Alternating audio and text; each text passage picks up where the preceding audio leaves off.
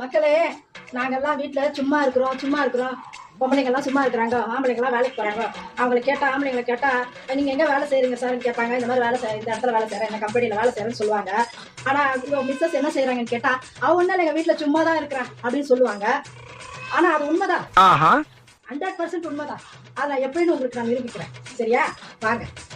காலையில சும்மா எழுந்து சும்மா ஒரு காஃபி கேட்கறவங்களுக்கு காஃபியோ இல்லை டீ கேட்கறவங்களுக்கு டீயோ சும்மா போட்டு கொடுத்து, சும்மா அவங்களுக்கு ஒரு டிஃபன் ஒன்று பண்ணி, அவங்களுக்கு தோசை வேணும்னா சும்மா ஒரு தோசையை சுட்டு, இல்லை சட்னி வேணும்னா அதுக்கு தகுந்த சட்னியை சுட்டு, இல்லைன்னா சும்மா ஒரு இட்லியை சுட்டு, அதுக்கு சும்மா ஒரு சாம்பார் செஞ்சு அதை சும்மா எல்லாருக்கும் போட்டு கொடுத்து, அவங்க எல்லாம் சாப்பிட்டு முடிச்ச பிறகு சும்மா அதெல்லாம் எடுத்துட்டு போய் சிங்கில் போட்டு சும்மா அந்த மேடையெல்லாம் கிளீன் பண்ணி சும்மா அதை முடிக்கணும்.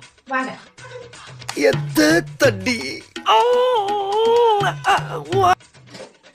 சும்மா சாமான கழுவி இருக்கிற பாத்திரத்தெல்லாம்